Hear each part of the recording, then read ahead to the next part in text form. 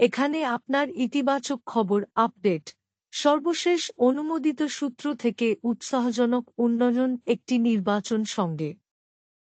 কেরালার কোচ তার নিজের স্বর্ণের প্রতিশ্রুতি দিয়েছিলেন যে তিনি মস্তিষ্কের পক্ষাঘাতের আক্রান্ত ২৫০ জন শিশুকে ফুটবল চ্যাম্পিয়ন হতে সাহায্য করবেন। কেরালার থামারাকুলাম গ্রামে গিরিজা কুমারী মাধু নামে একজন মহিলা পরিবর্তনের ভিত্তি স্থাপন করেছিলেন।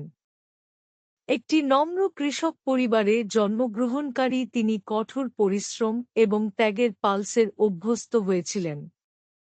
তার জন্য স্কুল ১২তম শ্রেণীতে শেষ হয়েছিল এবং তিনি নার্সিং শুরু করেছিলেন।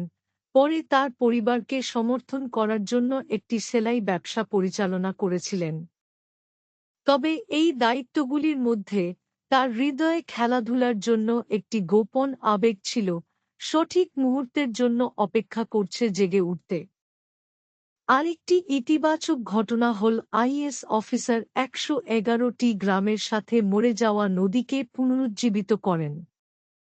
আজমগঢ় এসভারেস্টার কিভাবে একজন আইএএস অফিসার ১১১টি গ্রামের সাথে তামসা নদীকে পুনরুজ্জীবিত করেন?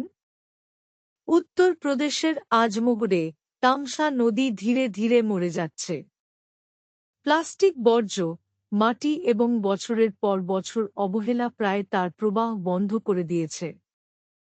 তারপর একটি শক্তিশালী হস্তক্ষেপ আসে।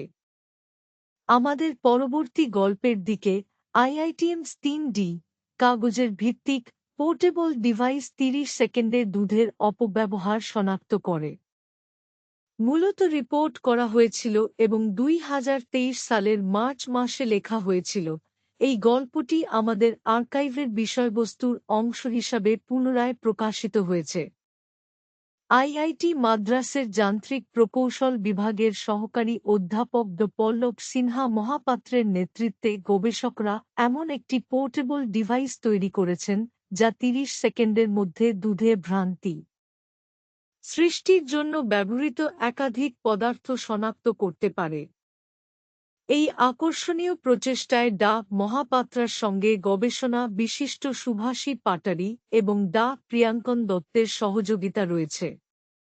তারা একসঙ্গে একটি গবেষণাপত্রের সহলেখক, যা সম্প্রতি প্রসিদ্ধ peer review journal Nature scientific রিপোর্টসে প্রকাশিত হয়েছে। এর ফলে এই ইতিবাচক খবর প্রকাশিত হয়।